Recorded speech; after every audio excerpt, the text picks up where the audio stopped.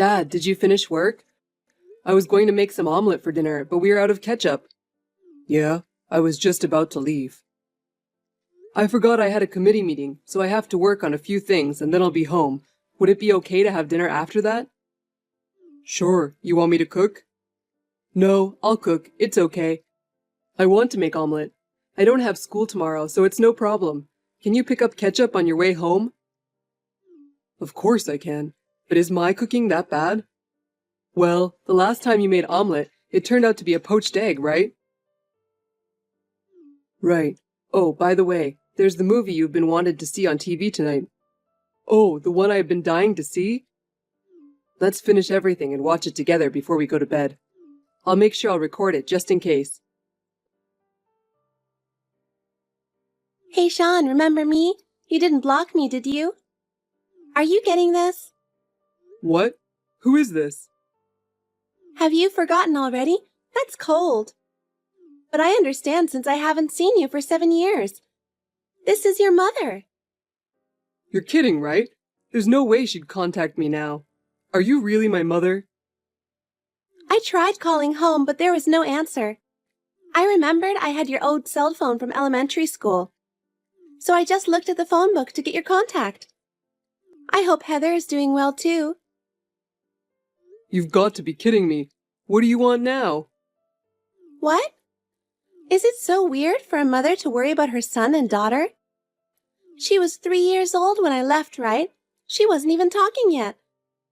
But she has grown, hasn't she? I mean, she was more like Daddy, but she must look like me by now, doesn't she? Seriously, you've got to be kidding me.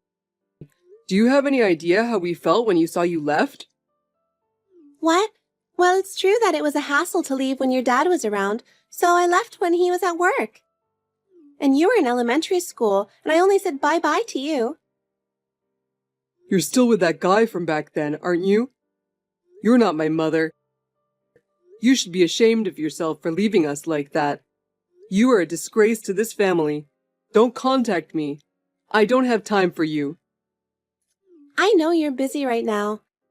Your father had an accident and went to heaven. What? It's sad, isn't it? But you know what? Someday we'll all go to heaven, and you will have eternal rest. That's why there's nothing to be sad about. I didn't know you had that kind of faith. And yet you had an affair. I heard through a friend that the funeral is the day after tomorrow, so I texted you. I thought I'd go to the funeral. It's too much for just you and Heather to take care of the funeral, right?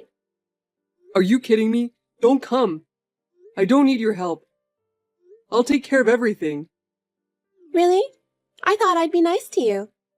And you're turning down my generous offer. What a sad little boy you've grown up to be. I wonder how he raised you. You're my son, so you should act like it. Seriously, you're a joke. You've done nothing for us your whole life. And you're gonna talk bad things about my dad? What kind of nerve do you have? Well, then good luck with the funeral.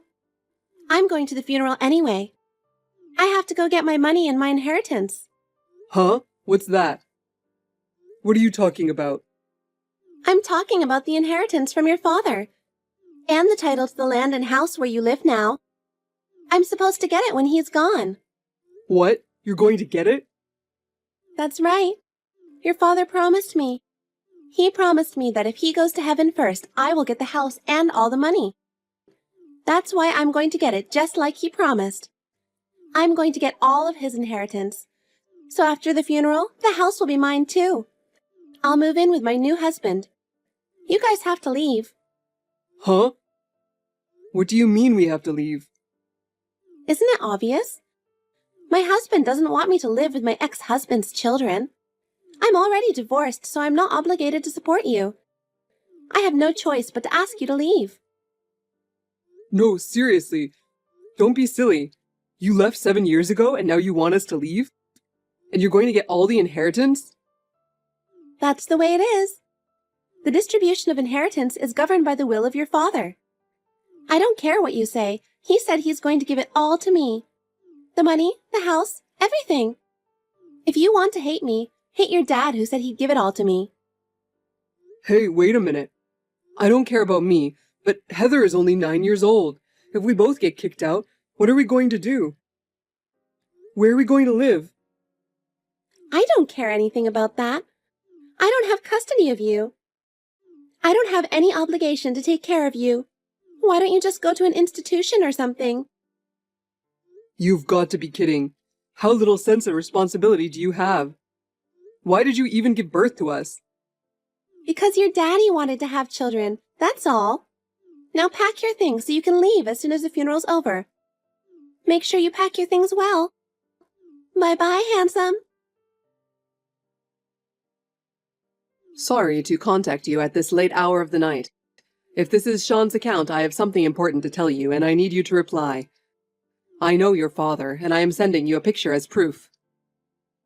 Who is this? This picture is from my elementary school graduation, right? I'm tired today. I don't want any more trouble. Hold on a second, will you? My name is Nathan. I'm your grandfather. My grandfather? You mean my father's father? Yes, that's right. Nice to talk to you, Sean. I'm so sorry for your loss. I didn't get a chance to contact you until this happened.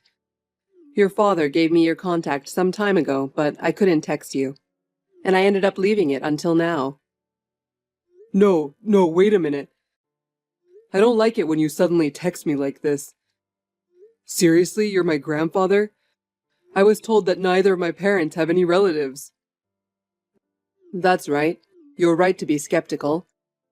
I've never met you since you were born. I opposed your parents' marriage. After a big fight with your father, I sort of kicked him out of my family. We've been almost completely separated. I didn't know that. When you were born, he contacted me with pictures, but I didn't return his calls. But he still contacted me regularly, but I never returned them. He was always seemed to be fine, so I just assumed it would happen eventually. I'm ashamed to admit that I just found out today that he was even divorced. I'm really sorry I couldn't help you at a critical time. No, that's okay. It's not your fault that they're divorced. Don't worry about it. Besides, the three of us were always laughing and having a good time, so... Thank you for saying that, Sean. So, I was wondering if we could talk about the future. Will you make me your guardian? What? Since your father is gone and you are still underage, you'll have a hard time living and go to school without a guardian. I think it would be better if I could stay as close to your life as possible. Because, as it is, and even if you have a house, it would be difficult to live just you and Heather. Well, it's true that I was wondering what I would do. Right? Children can't just live on your own. I was wondering if you would be willing to let me and my wife to be your guardians. You know, in situations where you need a guardian or a guarantor and, of course, financial assistance. What? Are you sure? Of course. I want to help you because I couldn't do anything for you until now. This is my own atonement, and I'd be very grateful if you guys would let us. We're willing to do whatever it helps. Well, thank you, but is it possible for Heather to live at your house? And if possible, I'd like you to be my guarantor to rent an apartment. What? What do you mean? What about the house you live in now? You probably don't have to pay the mortgage, right? You don't have to leave your house. Actually, I got a text from my mom today. Apparently, Dad promised her that she'd get his inheritance when he's gone. So she told me and Heather to move out of the house. Are you serious? She said she's going to live with her new husband. She said we should go to an institution or something. I honestly don't know what to do. That woman is still a jerk, even at her age. Oh, I'm sorry. She's your mother. No, I'm afraid that's exactly what I think about her, too. She should be ashamed of herself to send her own children away. She's not even entitled to get your father's inheritance. I looked it up on the internet, and it seems like she's not entitled to it, right? Right, she's not. She seems so sure of herself. So, if I could rely on you, I want to ask you to take care of Heather. I'll drop out of high school, rent an apartment and work, and I want Heather to go to college. You don't have to, don't worry. You guys don't have to be separated, and you don't have to quit school. Really? I really don't want to be apart from Heather either. I was fed up with school every day, But it makes me sad if I think about I have to drop out, and I wouldn't be able to see my friends anymore. I understand your feelings. I've already caused your father a lot of pain by kicking him out, and I can't forgive her for saying such unbelievable things. I'll take care of everything. Don't worry about anything. You did your best. Thanks, Grandpa. I'll make sure I keep you both together. That's the only way I can be forgiven by my son and myself. Hey, I'll be there around 1 p.m. today. Have you made arrangements to move out, or do you live there? I thought you'd call me, but you didn't. I dare you to do it yourself, but you're just a kid after all. Hey, are you ignoring me? Are you trying to go against me? Poor little child. Hey, let me in the house. How long are you going to ignore me? Don't you want to know when the moving date is due? Or are you already gone? Hello, Amanda. I'm the one who put someone in front of the entrance, not let you through. You're nothing but a thief. Huh? What are you talking about? I mean, you're not Sean, are you? Who are you? It's been a long time. I wish I'd worked harder to stop you and my son from getting married. I'm Nathan, Rick's father. Do you remember me? Huh? Don't tell me you're that hard-headed guy. That's Sean's cell phone, isn't it? Why do you have it? You're the one who screwed up my plan, remember? How could I forget? I have Sean's phone on me right now. I'll answer it for you. It's the security guard at the door. He's from the company I'm the chairman of, and he's here to help us. It seems some shameless person is trying to deceive my grandson. Huh? It's none of your business. This is about me and my children. Can you just not get involved in this? Of course it's my business. He's my grandson. You're trying to deceive him and get the money and the house. What kind of nerve do you have? Huh? I didn't deceive him. It's just that the wife gets her husband's inheritance. What's wrong with that? You're already divorced. I'm just asking to get the present Rick promised to give me long time ago. What right do you have as a non-spouse? Unless there is a will, only Sean and Heather can inherit. You, the ex-wife, have no right. Why don't you go ask your lawyer? Oh my God! Rick promised me to give me everything. That's a fine will, isn't it? The house and the inheritance are mine. When we got married in the first place, you were against it, and you wouldn't allow us to get married. That's why we're in this mess. Huh? I wouldn't have run off with another man if he was the heir to a big company. Well, I didn't think it was a good idea to marry him either, when he was going to be the next president of a big company. But he had to give up to be the next president. I guess he thought he was attractive without it. Enough. You are definitely not going to get his inheritance, not even a penny. I told you I have my right. Give it to me already. Then show me proof that he promised you that. What? The will, the letters, the voice recorder. Show them if you have them. What? No, that was in a love letter. He wrote that he would give me anything if I go out with him before Christmas. Now the whole inheritance is mine. This house will be mine and my young husband's. Well, the letter was so gross, so I tore it up and threw it away. Oh, so you're going to keep it all to yourself because he promised, without the letter? Can you say the same thing in court? What? Well, if you don't change your mind, we'll have no choice but to file a claim for reduction of the estate and go to court. I have no proof, but I made a verbal promise before the divorce that I would get my inheritance. So I'm going to keep my inheritance and my house to myself, and I'm going to kick my kids out of here. That's what you're going to say in front of the judge. I have a lot of contacts with lawyers. You're going to court? How far are you going to get involved in this? I told you not to get involved. I'm Sean and Heather's grandfather, so I'm not a stranger. You're the one who divorced Rick and gave up custody, so you're a stranger. If you insist any longer, I'll sue you. It's better for you to run away while you can. No, I don't want to hear that nonsense. We are going to stay in this house. We've already sold our old house, too. My stuff is in storage. I'm in a hotel. I quit my job because of my inheritance. I've spent almost all of my money. I can't go home even if you ask me to. It doesn't matter what I say. I'm sure you'll find a way to survive. Well, can't you at least pay for the move and the first month's rent? You have money, don't you?